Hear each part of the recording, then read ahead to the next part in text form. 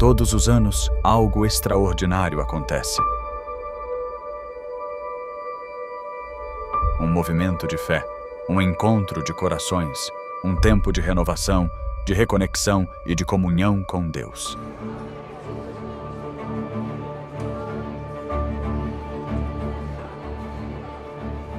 Essa é a Campal Terceiro Anjo.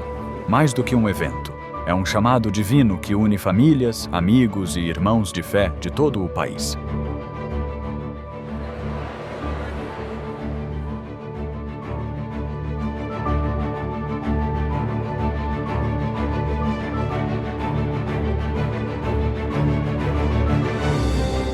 Mensagens inspiradoras, adoração poderosa e encontros que transformam vidas. Cada instante é pensado para reacender a fé e fortalecer sua caminhada com Cristo.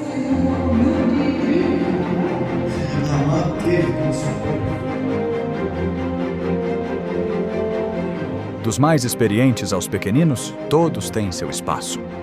Programações específicas para crianças, jovens e adultos tocam corações de todas as idades.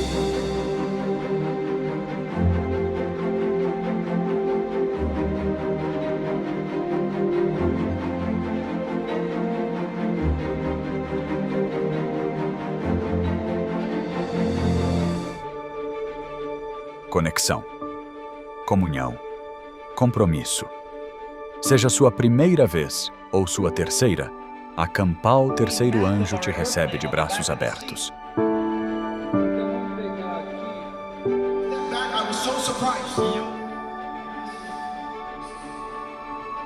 Isso não é só um congresso, é uma família, um vislumbre do céu.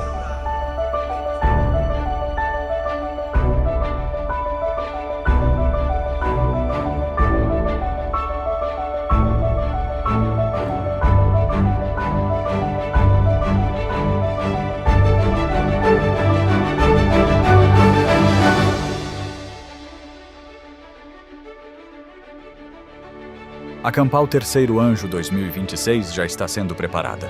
E o convite é para você. Não perca o que Deus tem reservado.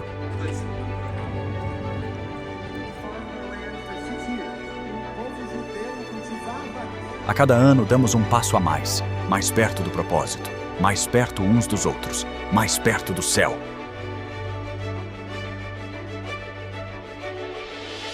O tema deste ano é Mais Perto deste Lar. Porque cremos que a jornada está quase no fim e o lar eterno está logo ali.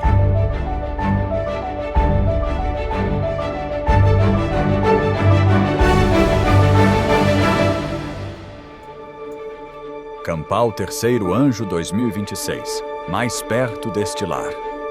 Esperamos você lá.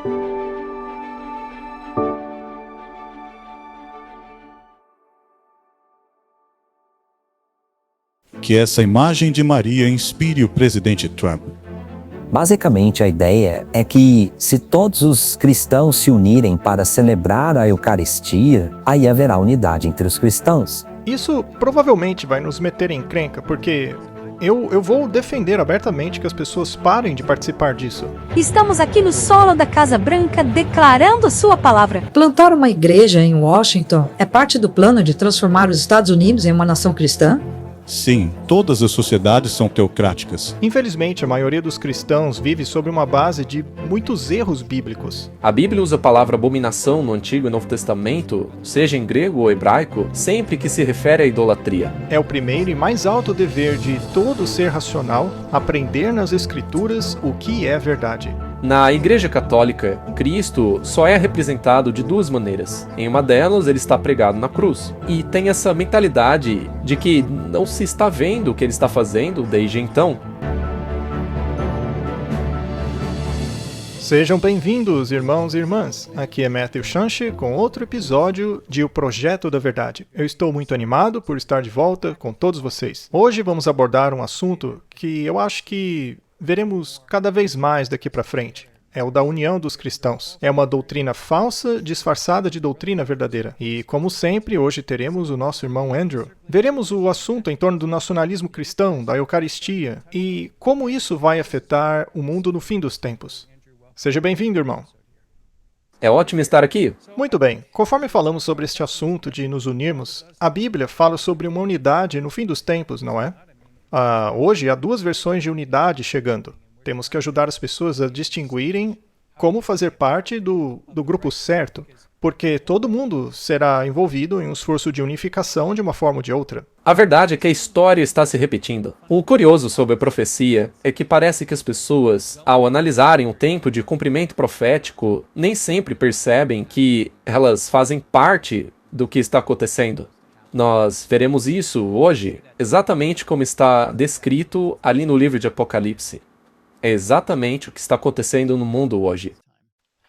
Quando falamos em aproximação, eu percebo que o nosso pequeno ministério e outros também, que se concentram nos mesmos tipos de temas, também estão falando sobre essa questão do nacionalismo cristão, incluindo o Heritage and Hope. Os irmãos Alex e James acabaram de fazer um debate com os irmãos Walter Weiss e o Martin Smith, com um nacionalista cristão chamado Doug Wilson. Nós vamos falar sobre o Doug também hoje. De certa forma, ele representa essa mentalidade nacionalista cristã e encorajamos as pessoas a assistirem ao debate, porque elas vão perceber que na mentalidade do nacionalismo cristão, a maioria tem que vencer, porque os cristãos constituem a maioria na visão religiosa dos Estados Unidos, certo?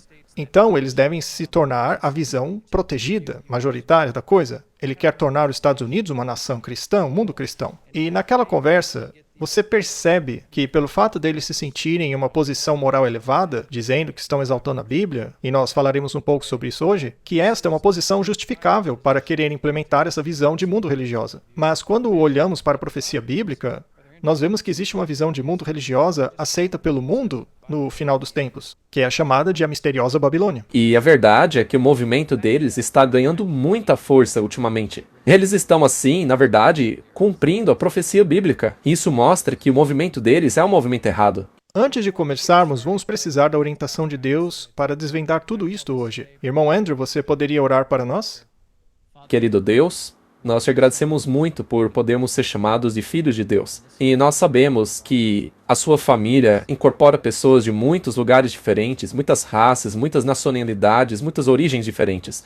Oramos, Senhor, para que este podcast sirva para chamar esses indivíduos de todos os cantos do mundo para o seu movimento final, para se prepararem para o breve aparecimento de Jesus. Sabemos, Senhor, que o diabo terá uma falsificação nessa terra. Nos ajude a levar luz para que o seu povo possa enfrentar esse engano nos últimos dias e que tenhamos confiança e fé na tua palavra. Agora pedimos a tua orientação ao abrirmos a tua palavra e pedimos isso em nome de Jesus. Amém.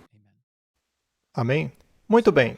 Já falamos um pouco sobre a Eucaristia, mas na verdade o que queremos fazer hoje é fundir isso com o nacionalismo cristão, que é uma espécie de falso profeta. Tem a ver com dragão, besta e falso profeta, do qual falamos muito. Então está havendo essa fusão, esse cruzamento, em que a mãe, a prostituta católica, se senta com a Eucaristia. E estamos vendo que Donald Trump é uma espécie de figura que funde, que une as duas coisas. E vamos falar sobre isso hoje. Mas em nossos estudos recentes, você tentou nos fazer compreender o que é esta hoste que foi levantada no lugar de Cristo. E aprendemos que a Eucaristia tornou-se o ponto central da fonte de poder para o papado. Na verdade, como veremos um pouco mais adiante, Martinho Lutero identificou a missa como a fonte do poder da Igreja Católica. Também vamos ouvir um pouco do pastor Stephen Bohr, falando sobre como é o objetivo do Papa para obter a participação de todos nesta cerimônia da Eucaristia. Isso me lembra um pouco de Daniel e dos seus 3 amigos, e a imagem, a fornalha. Era exigido de todos ali que tivessem adesão a este mesmo pensamento religioso. E talvez veremos algo semelhante a isso novamente. Sem dúvida veremos algo assim novamente. Com certeza vai acontecer e vai atrair o mundo inteiro. A profecia está se cumprindo, então não deixa de ser estranho como algo tão claramente estabelecido na Bíblia sobre o que faria esse falso sistema não seja identificado pelas pessoas. Eu acho que é aí que vamos descobrir o que está acontecendo. Hoje estamos vendo o nacionalismo cristão apontando nessa direção. E eu não acredito, naturalmente, que todos estejam percebendo isso. Então aqui no nosso canal estamos tentando descobrir a verdade. Nós vamos acompanhando e entendendo o que eles querem, ao invés de termos uma noção pré-concebida. Então, à medida que começamos a desenvolver as nossas responsabilidades e obrigações, em vez de apenas dividir o que eu acho que essas coisas vão fazer, há ótimos trechos aqui no livro Grande Conflito que eu acho que não importa qual seja o seu histórico, se você ler com o coração aberto, é difícil de discordar. Eu gostaria de ler agora. Diz assim: Deus nos deu a sua palavra para que possamos nos familiarizar com seus ensinamentos e saber por nós mesmos o que ele requer de nós. E esse é o X da questão, em torno do qual esse programa foi feito. É fazer com que as pessoas saibam por si mesmas, sem crerem automaticamente em tudo o que ouvem aqui, mas, ao ouvirem, irem à palavra de Deus para ver se é assim mesmo. Bom, o mundo hoje quer que você ache que não há requisitos para ir a Cristo, mas o primeiro requisito é crer que Ele é capaz de salvar você completamente, e que Ele é o único caminho, a verdade e a vida. Eu não acho que nenhum cristão negaria isso, mas às vezes, quando falamos sobre requisitos e Deus, as pessoas ficam desconfortáveis com este assunto. Sim, eu acho que é uma frase que eu queria mencionar que pode acabar virando um tema para um programa. E essa é a frase que temos ouvido muito agora. É a que diz que você só precisa ter um relacionamento com Jesus. É tudo o que você precisa para a salvação. Bom, é verdade que você precisa ter um relacionamento com Jesus. Mas a questão é, o que é um relacionamento com Jesus? E com quem nós estamos tendo esse relacionamento? Uma vez que muitos acreditam que é com Jesus, mas seguem coisas que não estão na Bíblia. Neste caso, é uma falsificação. A diferença entre o verdadeiro relacionamento e o falso é com quem você está tendo um relacionamento. Alguns programas atrás, mostramos as citações do ocultismo que diz que o seu objetivo maior, a missão dele nos últimos 100 anos era fazer todas as igrejas protestantes doutrinariamente deficientes, de forma que não saberiam a quem estavam seguindo, não conheceriam suas Bíblias. E esse é o problema que estamos enfrentando hoje, principalmente com relação ao nacionalismo cristão. Nós temos que saber por nós mesmos o que diz a palavra. Deus nos deu intelecto e habilidade para que possamos discernir o que é certo e o que não é de acordo com a sua palavra. Quando aquele homem foi a Jesus dizendo: "O que devo fazer para herdar a vida eterna?", Jesus apontou a ele as Escrituras, dizendo: "O que está escrito na lei? Como você a lê? A ignorância não desculpará jovens ou idosos, nem os livrará da punição devida pela transgressão da lei de Deus, porque há em suas mãos uma apresentação fiel dessa lei, e de seus princípios e suas reivindicações." Então, não há desculpas, temos essa obrigação. Poucas pessoas no mundo hoje podem dizer que não possuem acesso algum à Bíblia. E isso é totalmente verdade. Desde o início de 1800, quando as sociedades bíblicas estavam se formando na Inglaterra e nos Estados Unidos, a Bíblia foi ao mundo de uma forma que jamais vimos desde o início e durante os tempos apostólicos. Quando as pessoas transmitiam a palavra de forma oral, as pessoas nunca tiveram um acesso tão fácil à Bíblia como hoje. Temos muitas Bíblias por aí, mas o problema é que não sabemos o que elas dizem. Agora veja que interessante o que ela aborda no próximo parágrafo aqui. Não basta ter boas intenções. E veja, isso não é algo fácil de dizer às pessoas. O mundo está cheio de pessoas com boas intenções, mas isso não basta. Não basta que um homem faça aquilo que pensa ser certo, ou o que um pastor diz ser certo. E eu digo que esta é a grande questão com a qual a maioria dos cristãos está lidando hoje em dia. Infelizmente, a maioria dos cristãos vivem sob um fundamento de muitos erros bíblicos. Isso porque eles não querem ler a Bíblia com os próprios olhos. O segundo problema é que quando eles leem a Bíblia, eles a leem para entender do jeito que lhe disseram para entender. Eles constroem sua doutrina baseando-se numa base ruim, onde a maioria dos ministros que dão essas informações a eles sequer entendem do que está falando as Escrituras. E as coisas que não são apresentadas corretamente são apresentadas de uma forma que agrada o coração. Esta é outra razão pela qual às vezes é tão difícil abandonar a falsa doutrina e os falsos ensinamentos, porque esses falsos ensinos apresentam um futuro mais agradável, mais adequado aos nossos desejos do coração, ao invés de nos afastar do pecado. Uma ótima maneira de saber se sua igreja está pregando a verdade ou não é nesta categoria aí. A lei foi pregada na cruz, sim ou não? Se a sua igreja ensina que não apenas as leis de Moisés foram pregadas na cruz, mas também os mandamentos de Deus, isto é um grande problema. Foram apenas as cerimônias, os tipos, os rituais que foram pregados, mas o mandamento de Deus, dado no Éden na criação, não foi pregado. E se eles ensinam isso, então você não está seguindo a palavra neste momento, você está seguindo doutrinas de homens. Você acha que essa é uma boa linha divisória que podemos utilizar? Com toda certeza, Cristo diz em João que seremos julgados de acordo com a palavra que foi falada. Então, se achamos que a palavra foi pregada na cruz, o que é que será julgado? Nesse caso, nem deveriam ser julgados, porque nesse caso já acabou. Exatamente. E aí você cria um monte de outros problemas, como Vamos tentar falar aqui com o tempo. Mas vamos continuar. A salvação de sua alma está em jogo.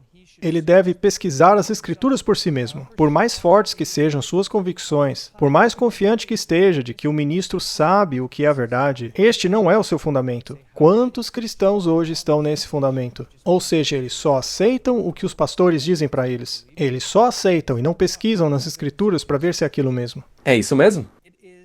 É o primeiro e mais elevado dever de todo ser racional aprender nas Escrituras o que é a verdade. E é isso que temos tentado fazer aqui. Qual é a verdade em meio a todas essas informações? E é o maior e primeiro dever de cada pessoa estudar por si mesma a Bíblia. Na verdade, essa é a nossa missão. Essa é a missão desse canal. Essas coisas que estamos lendo têm o nosso total endosso. É o primeiro e mais elevado dever de todo ser racional aprender nas Escrituras o que é a verdade. Então, é aprender o que é a verdade e, depois, além disso, andar na luz e encorajar outros a seguirem seu exemplo. Devemos estudar a Bíblia diligentemente, dia após dia, ponderando cada pensamento e comparando Escritura com Escritura. Com a ajuda divina, devemos formar nossas próprias opiniões, assim como devemos responder por nós mesmos diante de Deus. A questão é que ninguém mais vai te ajudar nesse julgamento a não ser o próprio Jesus. Mas a única maneira de fazer com que Jesus intervenha por você nesse juízo, porque a Bíblia diz que todo mundo vai comparecer nesse tribunal, queremos que Jesus seja nosso advogado ali. Nós não queremos ficar sozinhos nos defendendo. A única maneira de fazer isso é tendo um relacionamento com a palavra. Isso mesmo. É uma boa pergunta se fazer Deus está me dizendo quem Ele é? Ou eu estou dizendo a Deus quem Ele é? Essa é uma pergunta excelente. Mas se não for perguntado no ambiente correto, pode afastar as pessoas. Não é uma questão de outros fazerem essa pergunta para você. Você mesmo tem que se fazer essas perguntas. Não deve haver esconderijo, nem ego, nem nada quando estivermos a sós com Deus. Os outros seres humanos não participam disso. Isso deve ser somente entre você e Deus. Mas algumas pessoas dizem, mas eu não posso simplesmente ficar fora disso aí? Veja, em 28 de agosto, poucos dias atrás, quando isso aí foi gravado, o Departamento de Segurança Interna publica sem contexto nenhum, orai sem cessar. Este é um verso tirado diretamente da Bíblia. Sim, é 1 Tessalonicenses 5,17. O interessante é que eles não citaram o versículo da Bíblia. Talvez isso teria levantado mais controvérsia ainda, mas é literalmente 1 Tessalonicenses 5,17. Veja, talvez as pessoas estejam ficando cansadas desse assunto. Estão cansadas dessa tal de conspiração, que o governo vai virar cristão, que os protestantes vão assumir o poder. Mas, veja, o motivo do episódio de hoje é mostrar que isso não é boato. Isso realmente está acontecendo. Quando você cristianiza o governo, surgem coisas como o documento do Projeto 2025. O Trump está implementando esse projeto com perfeição. Também temos o Hexet com a sua tatuagem da Cruz da Ordem de Santa Jerusalém, que é a Ordem dos Templários, subserviente ao Vaticano. Você também tem o Departamento de Segurança Interna, publicando tweets com versículos da Bíblia. E pode ter pessoas que digam, mas isso aí não é um problema, a gente não quer ser realmente um país cristão. Bom, é por isso que lemos aquela citação passada. Porque se você não conhece a palavra por si mesmo, você verá esse sistema chegando e pode parecer algo muito bom, mas se não falar de acordo com a palavra de Deus, não há luz neles. O que estamos vendo é uma fusão do governo e a igreja, uma espécie de fusão para confundir as linhas. E é isso que veremos com o Doug Wilson e outras coisas que mostraremos à medida que o programa avança, como por exemplo a missa que ocorreu na casa do Trump e outras coisas mais. Então, há uma fusão acontecendo. E eu não sei se o mundo evangélico enxerga que a prostituta, Roma, está se fundindo com esse poder protestante. Quando começamos a ver tweets como esse de agências governamentais citando a Bíblia sem contexto nenhum, vemos que esses são tremores iniciais do terremoto que está por vir, que é a unificação entre a igreja e o Estado, que é algo que eles vão conseguir fazer. A história está se repetindo. O povo de Deus, na época da primeira vinda de Jesus, foi surpreendido com a sua vinda, apesar de terem uma profecia de tempo. Eles poderiam saber quando ele viria. Nós não temos isso, mas temos profecias de eventos que se cumprirão antes da segunda vinda. E, curiosamente, o mundo que está professando conhecer Jesus, que alegam o seguir, não percebem que as ações que eles estão praticando, na verdade, estão os colocando do mesmo lado daqueles que o crucificaram. Agora vamos assistir a um vídeo que prova o que estamos dizendo. Nós vamos ver o pastor Doug Wilson e eu gostaria de sugerir às pessoas que assistam ao debate entre o Doug Wilson e o pessoal do Heritage and Hope para obterem uma compreensão de qual é a base desse movimento nacionalista cristão. Em essência, eles acham que tem que ser pela força, e também queremos destacar o trabalho do pastor Walter Weith e de Martin Smith, por tudo que eles têm feito ajudando pequenos ministérios como o nosso e o Heritage and Hope, e o Little Light e outros, por ajudarem esse trabalho de levar a mensagem adiante. Então, também quero incentivar as pessoas a assistirem o pastor Walter Weith e Martin Smith. Então, que Deus os abençoe e os guarde enquanto continuem a trilhar seu caminho. Muito bem, vamos dar uma olhada em Doug Wilson, vamos analisar a mentalidade dele. A mentalidade desse movimento, do nacionalismo cristão, que gostaria de obrigar a nação a tornar-se cristã por meio de leis.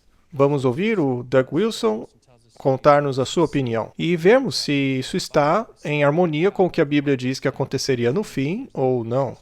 O movimento se autodenomina nacionalista cristão e sua missão é transformar os Estados Unidos, na verdade o mundo, em um mundo cristão. O pastor sênior da Christ Church, Doug Wilson, não esconde suas crenças em Deus e em seu país. Eu gostaria de ver a minha cidade se tornar uma cidade cristã. Gostaria de ver o Estado, um Estado cristão. O meu país, um país cristão. Eu queria ver o mundo ser um mundo cristão. E agora as opiniões controversas de Wilson, como um nacionalista cristão, estão ganhando força, bem no centro de poder de nossa nação, com a recente inauguração de sua nova igreja e a participação do secretário de Defesa Pete Hegseth. Plantar uma igreja em Washington é parte da sua missão para transformar o nosso país em uma nação cristã? Sim, toda sociedade é uma sociedade teocrática. A única diferença é quem é o Deus de cada uma. Em uma democracia secular, seria Demos, o povo. Em uma república cristã, seria Cristo.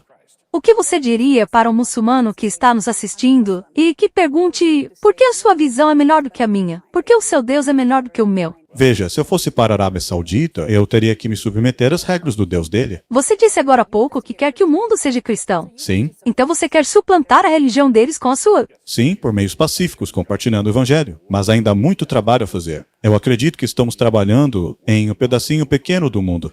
Wilson faz parte do movimento nacionalista cristão mais amplo que está fazendo incursões com a administração Trump, ou a criação de novo escritório de religião liderado por evangélicos, a pastora Paula White Cain. Pessoas são vistas do lado de fora da Casa Branca, orando e falando em línguas. Estamos no solo da Casa Branca e declaramos sua palavra. E agora há um culto de oração mensal no Pentágono iniciado por Hegseth, a conexão de mais alto nível de Wilson com o governo Trump. Não está vinculado a uma organização, mas é o tipo de coisa que adoraríamos que acontecesse. Muito bem, então isso foi apenas um vídeo de 2 minutos para que as pessoas entendessem a mentalidade nacionalista cristã. E eles falaram sobre esse escritório de fé, do qual falamos, que tem a Paula White Cain como chefe desse negócio. E vejam, nós não vamos medir palavras aqui. O cristianismo de Paula White é a versão demoníaca do cristianismo, dizendo que onde ela pisa torna-se solo sagrado e que agora a Casa Branca é o solo sagrado porque ela está lá. Essa é uma mentalidade muito pentecostal evangélica que está permeando todos os corredores da Casa Branca, até mesmo na Suprema Corte, no Congresso e na Câmara. Eles agora estão cheios desse tipo de nacionalismo cristão, essa ideologia sionista que abordamos detalhadamente. E o objetivo é cristianizar o mundo inteiro. O governo agora tem essa visão de que eles precisam proteger essa ideologia específica. Bom, como cristãos, você pensaria que a gente apoiaria isso, mas não é a favor disso que a Bíblia nos diz para lutarmos. Não, de jeito nenhum. Na verdade, quando eu estava assistindo esse vídeo, eu meditei no que ele disse. Foi uma declaração nada convencional de se fazer. Ela meio que chama sua atenção. Ele diz que todo o governo da Terra é uma teocracia. E ele menciona que é assim, porque se não é Deus, na verdade, é Demo, que é o homem. E isso é interessante, porque é exatamente o Rei do Norte e a ideologia do Rei do Sul sendo colocada em prática. Você tem o humanismo secular como Rei do Sul, e agora o Rei do Norte está em ascensão. E não há nada que o impeça em sua jornada final, como vemos no final do capítulo 11 de Daniel. Então o que está acontecendo agora é que o nacionalismo cristão eventualmente se tornará a síntese de tudo, que é o globalismo cristão. Sim, e quando realmente olhamos para os versículos da Bíblia, que descrevem em grande detalhe o que acontece no fim dos tempos, isso me faz pensar, será que o Doug Wilson e os outros nacionalistas cristãos estão realmente considerando qual será o último estado do mundo? Tipo, se eles forem bem-sucedidos e o mundo inteiro for convertido, será que isso bate com a descrição da Bíblia? É assim que a Bíblia diz que o mundo estaria no fim? Será que todo mundo estaria uma maravilha? Vamos ver uns versos aqui. Apocalipse 18:3. Pois todas as nações beberam do vinho da ira da fornicação. Que vinho é esse que está deixando todos bêbados? As mentiras de Satanás. São falsas doutrinas. Todas essas mentiras que agora compõem a sua igreja e todos os reis da terra que se prostituíram com ela.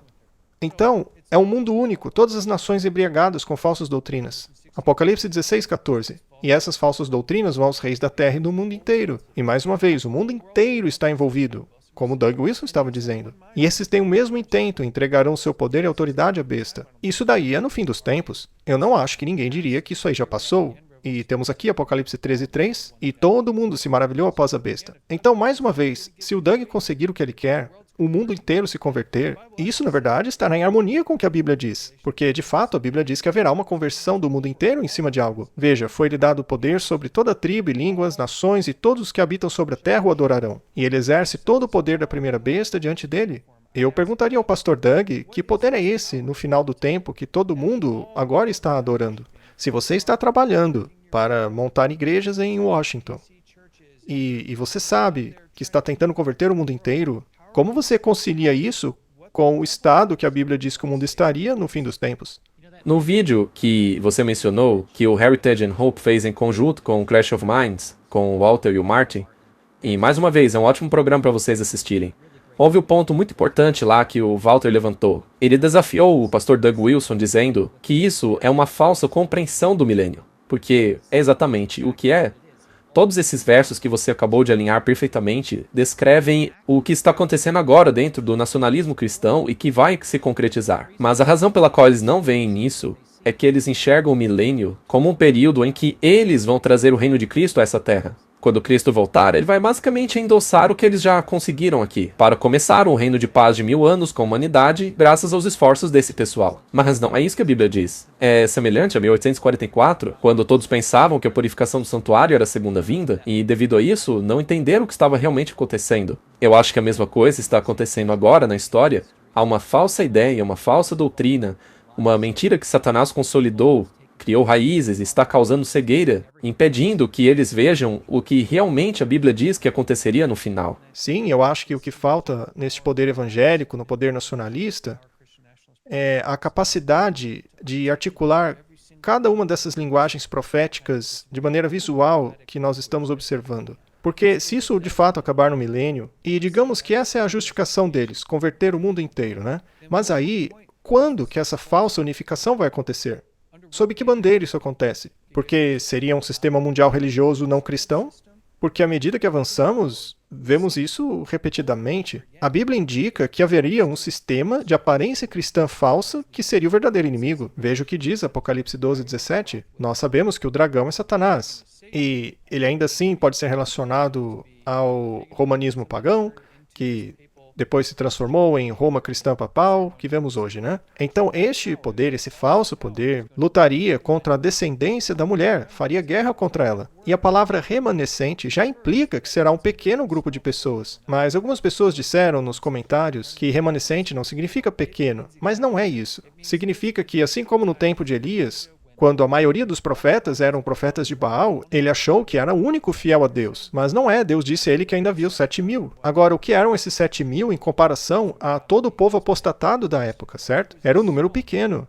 Era um número pequeno. E se formos a Apocalipse 16, na descrição das pragas, há um pequeno interlúdio ali, onde você tem os espíritos malignos aparecendo como rãs, saindo da boca da besta, do dragão, do falso profeta. E isso é para o mundo inteiro. Então, se a sua intenção é transformar o mundo inteiro em cristão nessa terra, durante esse suposto milênio, você está, na verdade, liderando este movimento descrito em Apocalipse 16. É um movimento demoníaco. De fato ele é, e é por isso que ele diz que o estado desse sistema, no final, seria cheio de demônios. Eu gostaria de acrescentar algo no qual estava pensando quando vocês falaram justamente sobre esse poder do fim dos tempos.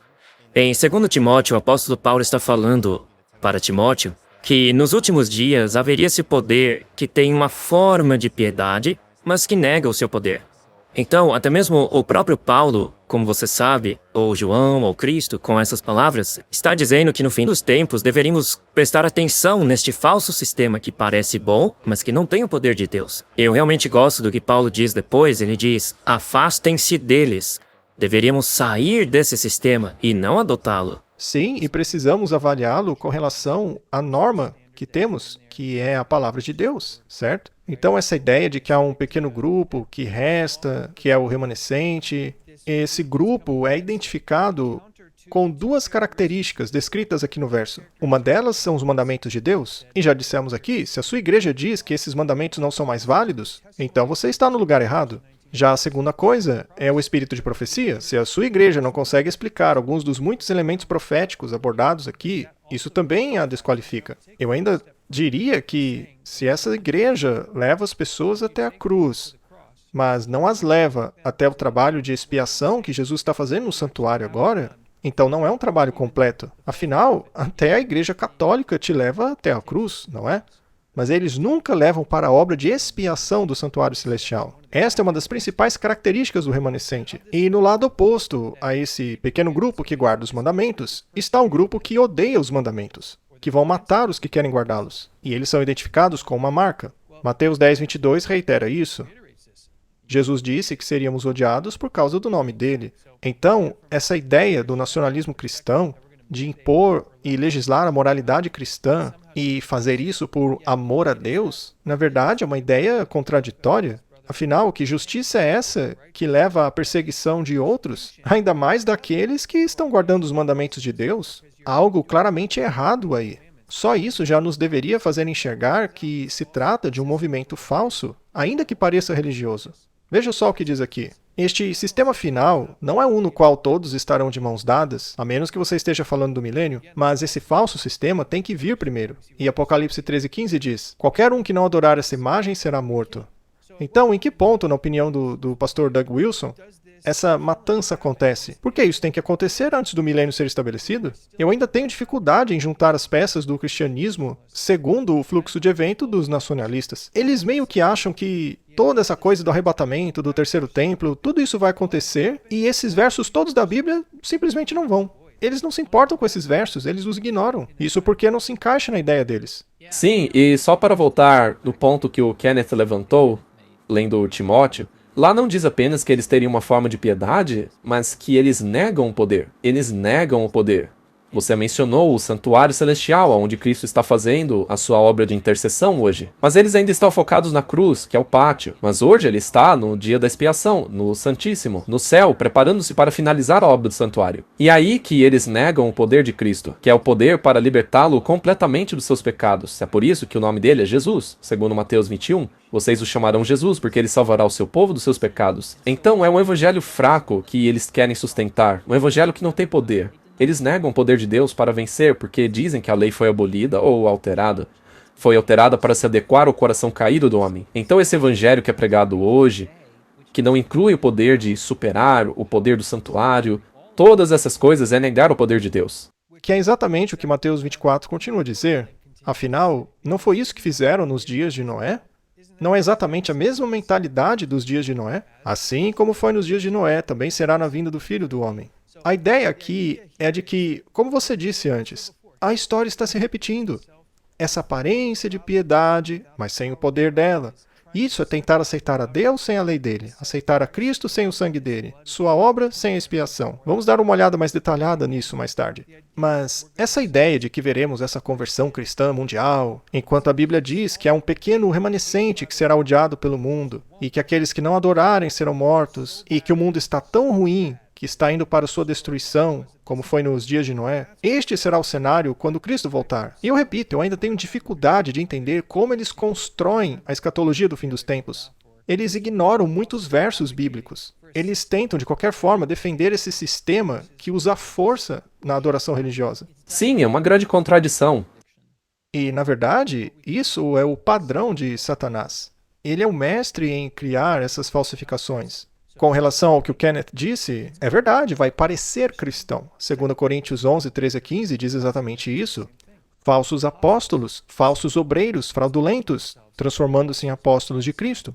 Eu não estou falando aqui de Buda, lá, Krishna, não, eu estou falando de pastores mesmo, homens tentando levar o mundo a ver essa visão que não é verdadeira. Não é de se admirar, pois o próprio Satanás se transforma em anjo de luz. Portanto, não é de se maravilhar se os seus ministros agirem da mesma maneira.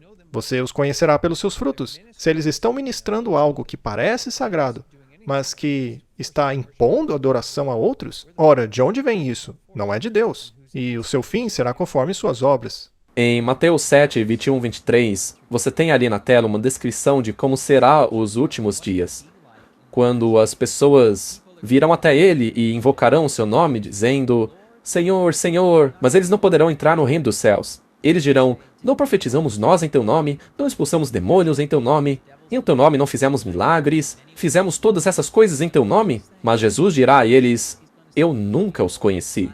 Apartai-vos de mim, vós, que praticais a iniquidade. E eu repito a questão, cabe a mim definir quem Deus é, ou é Ele que sabe quem eu sou? E o que significa a palavra iniquidade? Iniquidade é pecado, é negar o poder de Deus. Iniquidade significa fora da lei. Se eles estão praticando iniquidade, significa que eles estão fora da lei. Eu queria que as pessoas realmente entendessem isso, porque os nacionalistas e evangélicos, eles gostam de ficar apenas no Novo Testamento. Então veja aqui as próprias palavras de Jesus. Ele mesmo está dizendo quem é o poder do fim dos tempos. Veja, em teu nome fizemos tudo isso. Esse sistema falso do fim do mundo vai usar o nome de Jesus. Vão usar o sangue de Jesus. Então, amigos, Deus está dizendo a vocês, cuidado com este poder que alega ser cristão, que exibe uma forma de justiça, mas que rechaça a lei de Deus, que são foras da lei, porque eles são foras da lei em nome de Jesus. Eu realmente espero que as pessoas comecem a entender o que Deus está nos mostrando aqui. Ele está nos dizendo que no meio desta batalha entre o Rei do Norte e o Rei do Sul, entre esta visão de mundo religiosa e a visão do mundo secular, entre o mundo anti-Deus e o mundo que parece querer Deus, parece que algo de bom vai sair daí, mas não é verdade. Vai parecer que é bom, mas não é. E para as pessoas que estão nesse movimento, lembrem-se, nós falamos muito nesse canal sobre os milagres que estão chegando. Milagres vão unir o mundo. Todas essas pessoas estão se perguntando como isso vai acontecer. Ora, os milagres vão fazer isso. Veja o que diz o texto. Expulsamos demônios, fizemos milagres. É isso daí. Pessoas que fizeram milagres em nome de Jesus. Mas que Jesus dirá a elas, nunca os conheci, porque vocês rejeitaram minha lei. E o centro da lei de Deus é o sábado, o quarto mandamento. Eu gostaria de trazer um slide aqui. É João 16, versículos 2 e 3. Lá é dito que eles vos expulsarão das sinagogas, e chegará o tempo em que aqueles que os matarem acharão estarem prestando serviço a Deus.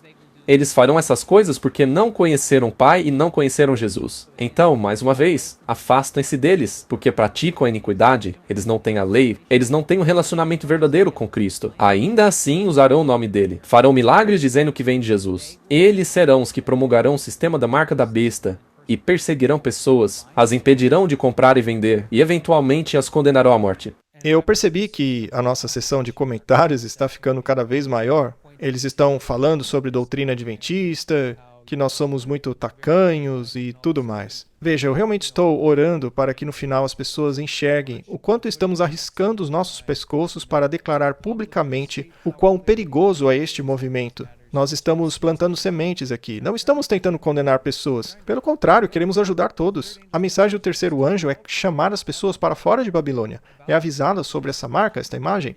E temos que dizer claramente o que vai acontecer na América. Vai envolver igrejas protestantes, haverá a manifestação física de Satanás, como disse Alice Bailey, com a externalização da hierarquia, e as igrejas acharão estarem fazendo o serviço de Deus ao imporem moralidade, ao imporem o cristianismo a nível governamental sobre todos. Mas o verdadeiro cristianismo será um remanescente, será um grupo pequeno de pessoas em comparação com o resto do mundo. Este pequeno grupo, o remanescente, não baseia seus méritos em suas obras, como já mostramos nos versículos. Eu quero mostrar ainda mais. Quero mostrar qual será o fundamento deles, em que eles se apegarão. Não são em suas obras, não são em milagres, mas sim na palavra de Deus. Este é o firmamento deles. Confira só. À medida que a tempestade se aproxima, uma grande classe que professou fé na mensagem do terceiro anjo, mas não foi santificada pela obediência à verdade. Então veja só, tem uma diferença entre entender a verdade e praticar essa verdade. Eles conheceram a verdade, mas abandonaram a sua posição e se uniram às fileiras do inimigo. unindo-se ao mundo e participando de seu espírito, passaram a ver as coisas quase sob a mesma luz. E, quando a prova é imposta, eles estão preparados para escolher o lado fácil e popular. Eu destaquei isso porque eu quero que isso fique gravado na mente das pessoas. Se você vir um movimento de reavivamento que está tomando conta do mundo todo, que é popular, mas de doutrina fraca, sem levar em conta a lei de Deus, então, meu amigo, você está olhando para o lado fácil e popular. É como disse o Andrew, a mensagem deles é fácil, é reconfortante. Veja o que o texto diz. Homens talentosos de fala agradável, que antes se regozijavam na verdade, empregam seus poderes para enganar e desencaminhar almas. Tornam-se os inimigos mais ferrenhos de seus antigos irmãos. É como disse Jesus, vocês serão odiados por causa do meu nome. O lado popular e fácil será um dos sinais que você está no caminho errado. Sabe qual é o lado popular e fácil com relação à adoração? É o dia em que todos os outros guardam. Guardar o dia da lei de Deus será realmente difícil. O fácil será seguir a multidão e seguir o mandamento que todos estão seguindo, que é guardar o domingo. Difícil será guardar o 7º dia, que diz a lei original de Deus. Sem dúvida, este é um dos sinais. Quando os observadores do sábado são levados aos tribunais para responder por sua fé, estes apóstatas, ou seja, aqueles que chegaram a acreditar na verdade, mas que abandonaram, serão os agentes mais eficientes de Satanás para deturpá-los e acusá-los, e por meio de falsos relatos e insinuações para incitar os governantes contra eles. Veja, talvez hoje você seja um guardador do sábado e esteja pensando, quando tudo isso acontecer, eu vou dar o meu jeitinho para me sentir confortável, vou me apegar a essa mensagem do amor de Jesus. E veja, nós aqui defendemos o amor de Jesus em toda a sua extensão. Não estamos tentando reduzir isso de forma alguma, só estamos dizendo que isto será usado como argumento para diluir a mensagem clara de quais são nossas responsabilidades. E vemos que muitos serão levados, e aqueles que ficarem, estes irão basicamente ser sujeitados ao ridículo, à perseguição, e as pessoas que costumavam ser amigas delas serão as suas piores inimigas. Isso pinta um quadro muito diferente do que eu penso que os cristãos nacionalistas enxergam. Eles acham que vão converter o mundo, construirão o 3º templo, aí virá o arrebatamento pré-tribulação, e o resto não importa, a gente não vai estar na Terra. Mas não é isso que a Bíblia diz. Em João 14,15, ele conecta o amor por Jesus diretamente à lei dele.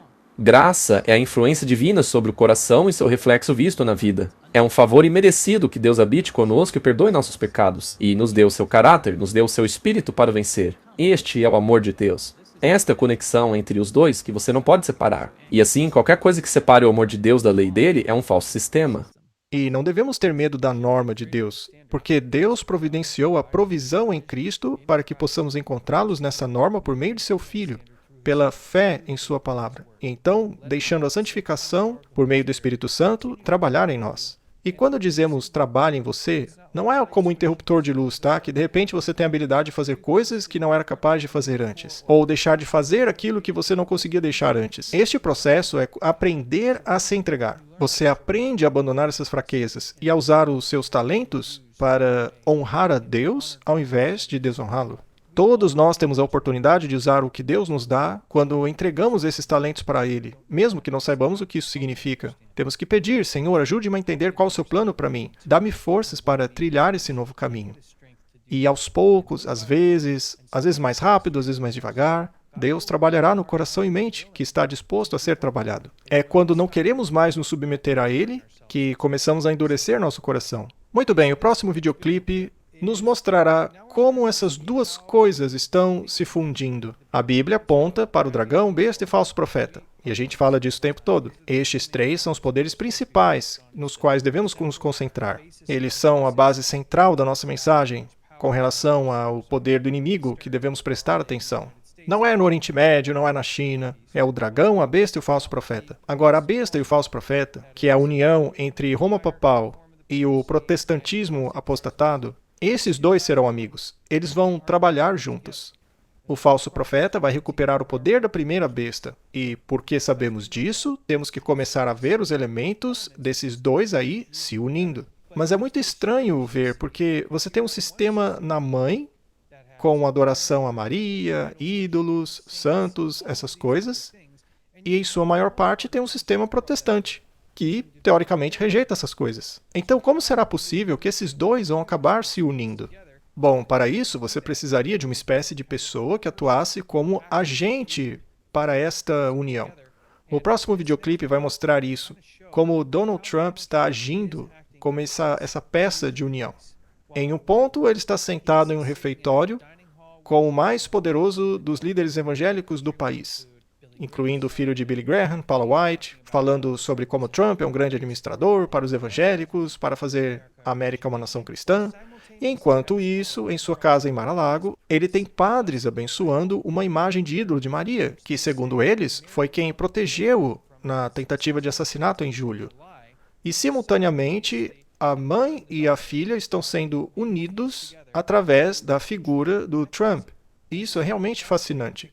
Acho que as pessoas deveriam começar a ver como esse crossover vai acontecer. E para que isso aconteça, você precisa de pessoas como Donald Trump para ajudar a unir as duas coisas. Na verdade, já tivemos mais de 1000 líderes religiosos na Casa Branca. Obrigado, senhor presidente, por nos convidar aqui. É como disse certa vez o grande reverendo Billy Graham. Ele disse: Deus provou seu amor na cruz quando Cristo foi pendurado.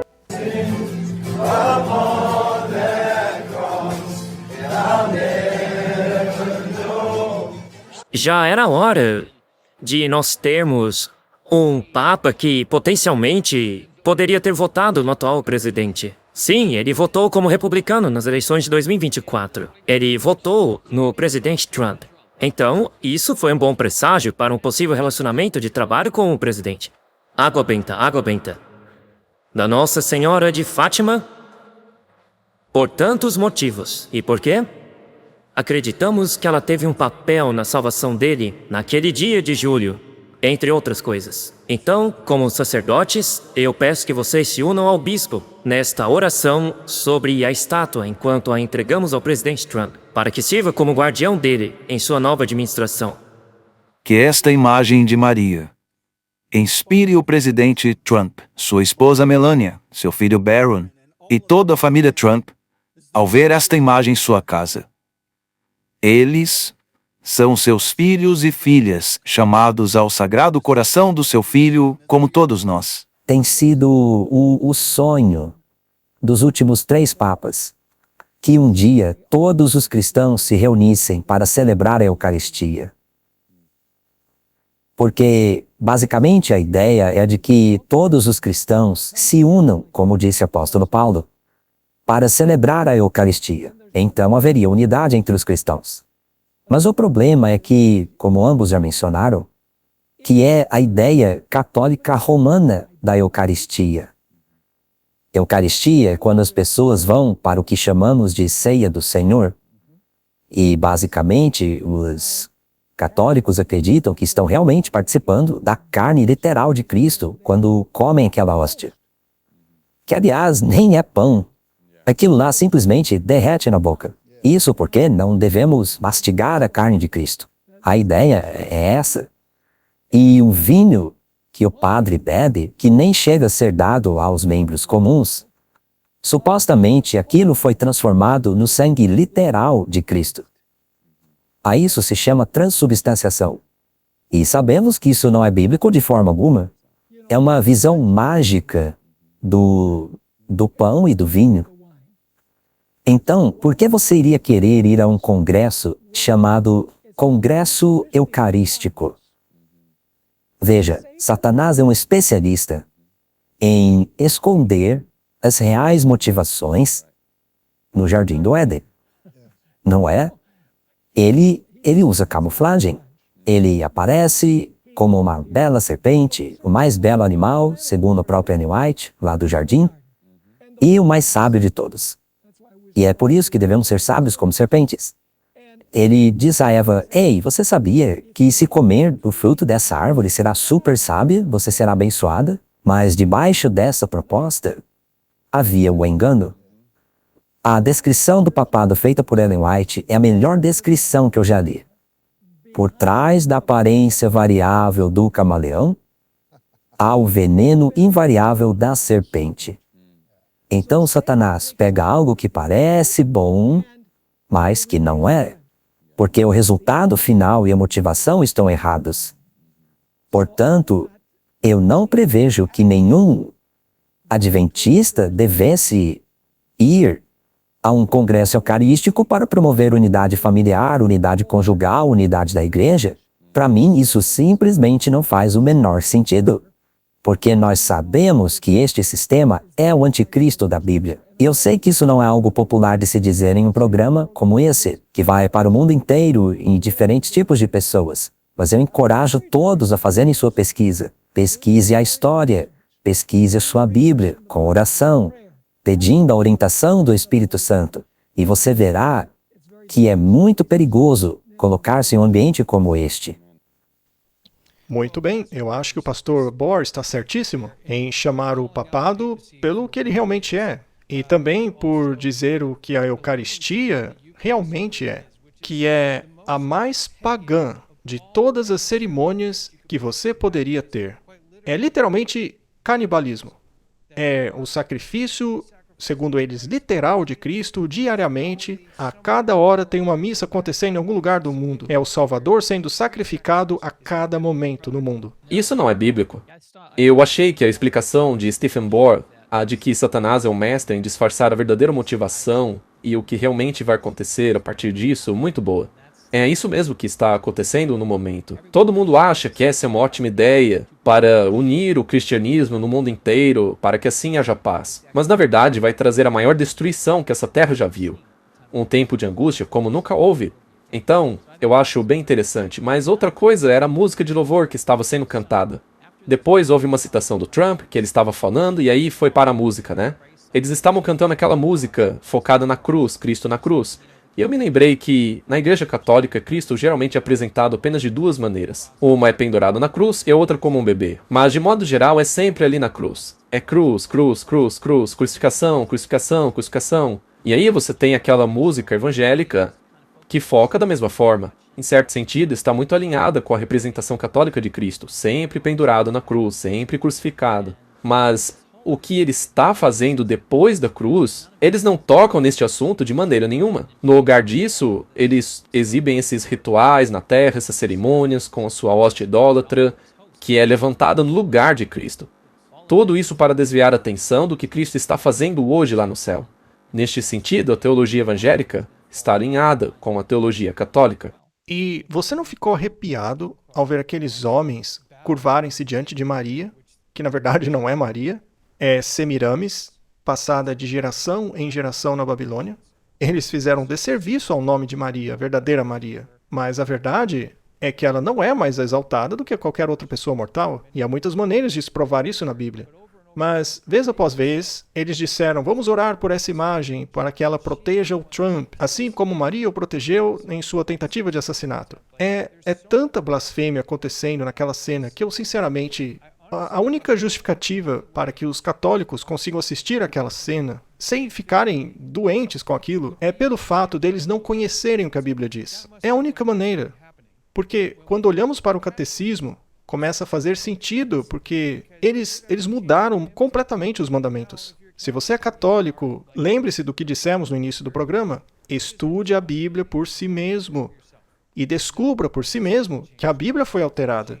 O que acabamos de assistir só está sendo aceito como normal hoje porque eles mudaram os mandamentos de Deus. Eles apagaram o segundo mandamento. Se você olhar aqui na tela, você vê que o segundo mandamento foi apagado, o que proíbe a feitura de ídolos. E eles fizeram isso porque a Igreja Católica achou que tinha o poder e autoridade para fazê-lo. Além disso, eles também modificaram o dia de adoração. Eles moveram o dia de sábado para o terceiro mandamento e mudaram também o dia, para o domingo, o primeiro dia da semana. E como apagaram o segundo mandamento, para continuar com 10, eles dividiram o 10º mandamento. Eles dividiram o 10º em 2. Então ficou, não cobice a mulher do seu próximo, e o outro mandamento, não cobice os bens do teu próximo. E a maioria dos católicos não tem ideia disso. Por isso, encorajamos que eles estudem a Bíblia por si mesmos. Isso os faria enxergar que aquilo era um ídolo, e as palavras que aquele anfitrião disse são claramente blasfemas. Eu posso dizer a você, tendo estudado com vários católicos ao longo dos anos, que eles basicamente, quando são deparados com estas verdades, como por exemplo o do quarto animal de Daniel, que é Roma, os papas colocando-se no lugar de Deus, afirmando perdoar pecados, na maioria das vezes os católicos me dizem, sabe de uma coisa, eu sempre achei isso um pouco estranho. Ou, quando eu era criança eu achava estranho mesmo isso ou aquilo. Eu não entendi aquilo que a gente tinha que fazer no domingo, na missa. No fundo, eles todos me dizem que sempre sentiram que algo estava errado. Aí quando finalmente estudaram a Bíblia, a maioria deles diz que ficaram aliviados porque agora faz sentido. Então a grande maioria deles, de fato, não entende o que está acontecendo. Eles simplesmente seguiram isso no automático, dependendo de outras pessoas para lhes dizer o que fazer. E eles não são incentivados a lerem a Bíblia, mas sim a praticarem as tradições, as opiniões dos homens, né? Sim, e isso tem muito peso para eles. Veja, não estamos condenando pessoas. Na verdade, queremos ajudá-las. Na verdade, acho que grande parte dos convertidos à Igreja Adventista do Sétimo Dia vem do catolicismo, porque existe uma delimitação bíblica tão evidente, a diferença é tão clara entre o catecismo e o adventismo, que ao estudarem a Bíblia, fica claro para eles o caminho que devem seguir. Já mostramos aqui em outros programas que até a Igreja Católica admite que os adventistas do sétimo dia não são como as outras igrejas. A gente já mostrou muita coisa aqui. Provavelmente mostraremos de novo, né? Porque as pessoas precisam ouvir essas coisas de novo. Precisam entender que há uma diferença enorme entre as duas coisas. E a mãe prostituta sabe que as suas filhas estão submissas a ela sob duas doutrinas, a da imortalidade da alma e a da santidade do domingo. Irmão Andrew, por que você não fala um pouco mais sobre essas duas coisas e nos mostre a consequência quando começamos a mudá-las?